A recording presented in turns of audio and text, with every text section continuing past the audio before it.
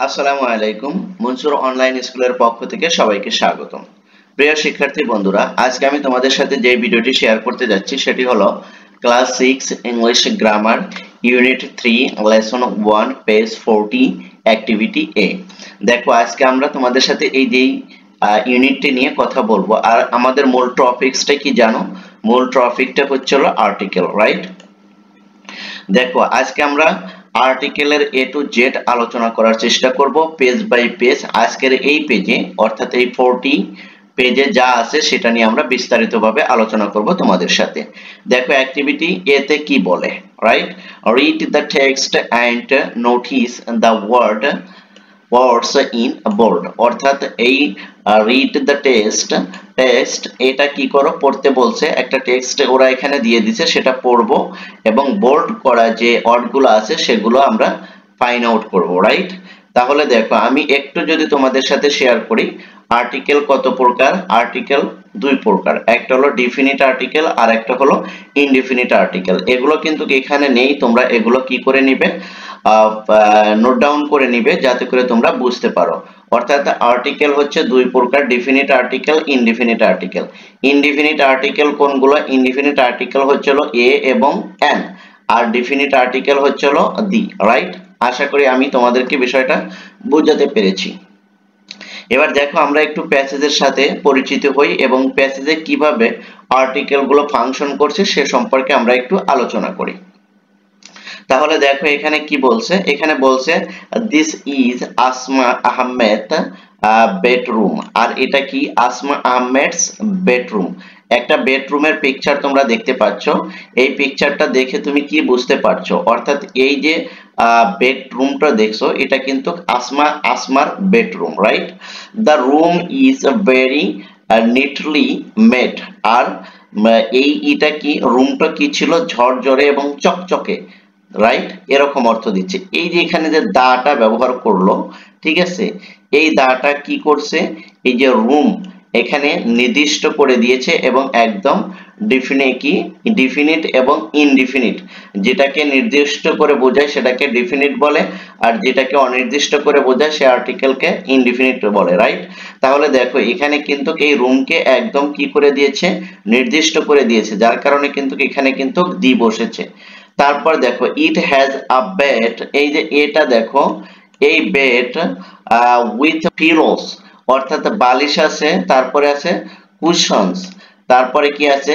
গদি আছে, and colourful এবং কালারফুল, কালারফুল। তারপর ফ্লোরি বেড কভার। আর কি? ফুলের একটা বেড কভার আছে, রাইট? এই যে এই চাদরটাকে যেটাকে বোঝাচ্ছে আর কি। অর্থাৎ দেখো, এখানে একটু খেয়াল করো, এই যে এ আর্টিকেল বসেছে, তারপরে কিসে? তারপরে এই যে আরেকটা আর্টিকেল বসেছে এ, এই যে কালারফুল, রাইট? এখানে কিন্তু এ আর্টিকেল গুলো বসেছে। এগুলো তোমাদেরকে একটু খেয়াল করতে হবে, ঠিক আছে?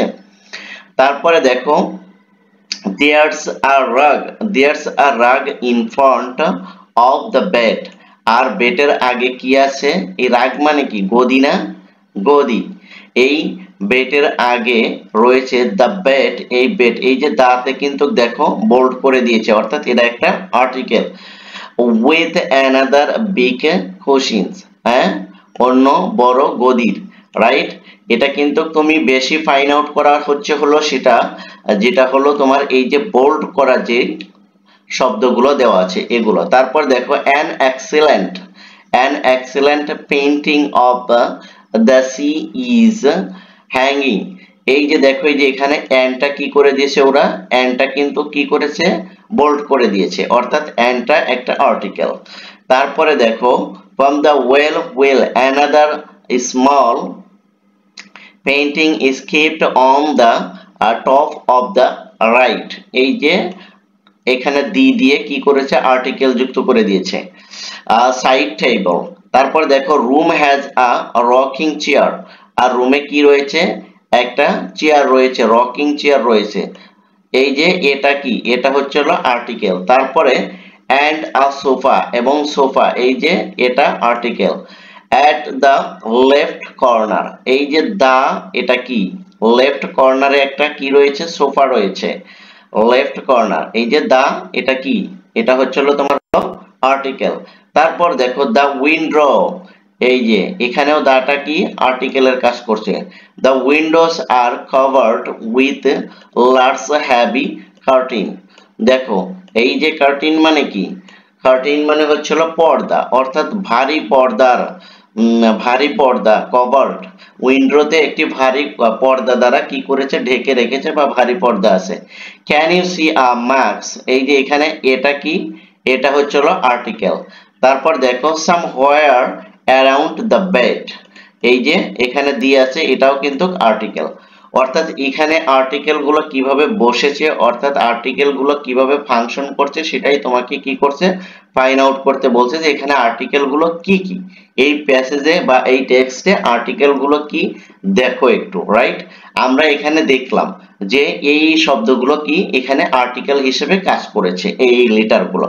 তার পরবর্তীতে আমরা কিন্তু জানবো যে আর্টিকেল গুলো কিভাবে ইউজ হয় এবং কিভাবে আর্টিকেল গুলো শব্দের পূর্বে ব্যবহৃত হতে পারে বা কোন কোন উদ্দেশ্য নিয়ে আর্টিকেল গুলো ব্যবহার করা যেতে পারে, সেই বিষয়গুলো নিয়ে কিন্তু আমরা এর পরবর্তীতে বিস্তারিত আলোচনা করব।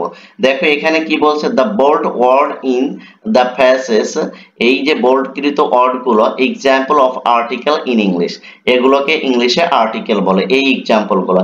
ক্যান ইউ ফাইন্ড আউট, তুমি কি খুঁজে পেয়েছো any principal or rule about the use of A and the in the passes, এবং তুমি কি খুঁজে পেয়েছো কোন রুলস বা নীতি যেখানে কি ইউজ করা হয়েছে এ and দি, এ এবং দি যে ব্যবহার করা হয়েছে এই প্যাসেজে, তুমি কি কোনো রুলস বা কোনো থিওরি খুঁজে পেয়েছো, সেটা ওরা বলছে। হ্যাঁ, আমরা এটা খুঁজে পাবো, কারণ আমরা এগুলো আলোচনা করব এই যে এখানে এসে, যে ইউজ অফ আর্টিকেল, আর্টিকেলের নিয়মগুলো কি এবং আর্টিকেল কোথায় ব্যবহার করা হয় আর কোথায় আর্টিকেল ব্যবহার করা যাবে না, এ সম্পর্কে বিস্তারিত আমরা আলোচনা করব তার পরবর্তী ভিডিওতে, অর্থাৎ 41 পেজে আমরা এ বিষয় নিয়ে আলোচনা করব। আজকে জাস্ট আমরা শুধু আর্টিকেল সম্পর্কে কি করলাম, পরিচিতি লাভ করলাম। আশা করি আমি বিষয়টা তোমাদেরকে খুব ভালোভাবে বুঝাতে পেরেছি। তারপরেও যদি তোমরা না বোঝো তাহলে অবশ্যই তোমরা আমাকে কমেন্ট সেকশনে জানাবে, আমি তোমাদের কমেন্টসের রিপ্লাই দেব। থ্যাংক ইউ সো মাচ, আল্লাহ হাফেজ।